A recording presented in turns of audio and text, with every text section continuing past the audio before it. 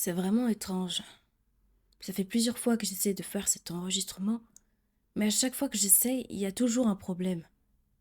Le son est saturé, la caméra coupe et mon ordinateur s'éteint. Enfin bref. Est-ce que tu as déjà entendu parler des SCP? Personnellement, ce n'était pas mon cas jusqu'à il y a encore quelques jours.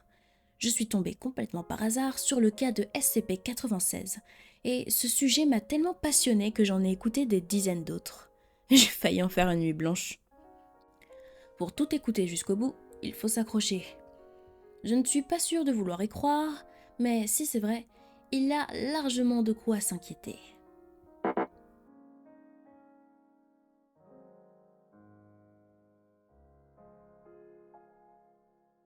Il y a des témoignages plus morbides les uns que les autres. Et franchement, un amateur d'horreur comme moi ne pouvait pas s'empêcher d'aller faire ses propres recherches. Pour expliquer rapidement, les SCP sont des anomalies, des créatures, des choses ou même des lieux complètement insensés pour l'esprit humain. Ça ressort du paranormal. Et même si certains nous paraissent juste étranges, d'autres sont très dangereux et pourraient causer ta mort imminente. De ce qu'on dit, les SCP sont classés en plusieurs catégories principales. La classe sûre regroupe les anomalies qui ne présentent aucun risque majeur ou qui n'ont pas besoin d'être confinées. Cependant, ça ne les rend pas tout à fait inoffensifs. Ensuite, la classe Euclide. On y retrouve des anomalies imprévisibles, dotées de conscience. Un confinement est nécessaire pour bloquer leurs possibles actions néfastes. Dans la classe Keter, les anomalies doivent être confinées de façon rigoureuse selon des procédures dites avancées et complexes. Elles représentent un danger pour la vie d'autrui ou pour, je cite, le maintien du secret autour du monde anormal. Une organisation spécifique, la Fondation, répète souvent ces mots. Nous sécurisons, nous contenons, nous protégeons. Apparemment, SCP-96 est une créature humanoïde d'environ 2 mètres de long avec des bras démesurés par rapport au reste de son corps. Il serait très maigre, comme s'il souffrait de malnutrition. Par contre, il est très difficile de le blesser. Sa mâchoire pourrait s'ouvrir environ 4 fois plus grand que celle d'un humain normal. Et rien qu'à imaginer, ça a l'air vraiment terrifiant. En fait, on ne peut pas voir de vraies images de lui. Enfin, peut-être que je devrais expliquer pourquoi. De ce que j'ai compris, le SCP-96 serait aussi appelé l'homme timide. Il n'aime pas qu'on voit son visage.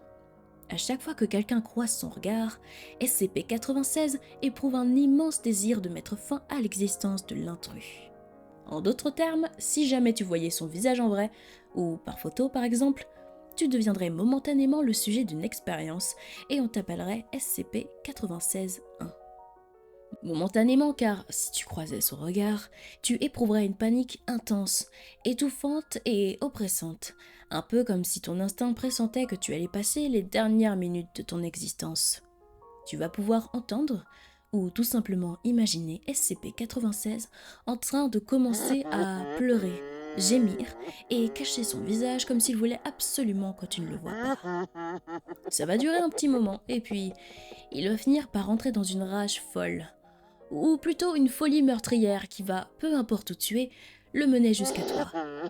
Il va te poursuivre et faire en sorte que chaque personne, chaque SCP-96-1 qui ait vu son visage, ne soit plus de ce monde. Alors prépare-toi à souffrir si tu l'as vu, car il n'est pas réputé pour faire des morts douces. Il va arracher tes membres, peut-être broyer tes os, ou, je ne sais pas, arracher ta chair morceau par morceau comme s'il s'agissait d'une simple feuille de papier. Ensuite, une fois qu'il sera bien sûr d'avoir fini sa tâche, il va pouvoir se calmer et revenir à son mutisme tranquille. Alors, étant donné sa dangerosité, on a envoyé plusieurs forces armées s'occuper de capturer SCP-96 pour le confiner ou même l'éliminer. Parce que, imagine, combien d'humains sur cette terre pourraient avoir croisé son regard et combien de personnes ne sont déjà plus. Tu devrais faire très attention si tu veux faire tes propres recherches. En tout cas, si tu veux trouver des images, ce que je te déconseille fortement, c'est à tes risques et périls, et je t'aurais prévenu. Personnellement, je ne compte pas le faire. Bien que ce sujet m'intéresse, je ne compte pas mettre ma vie en danger. Pour certains, SCP SCP-96 est considéré comme l'un des nôtres, c'est-à-dire que pratiquer sur lui de la torture serait dite inhumaine. Et d'autres le considèrent comme un monstre qu'il faut à tout prix éliminer pour qu'il ne fasse pas d'autres victimes.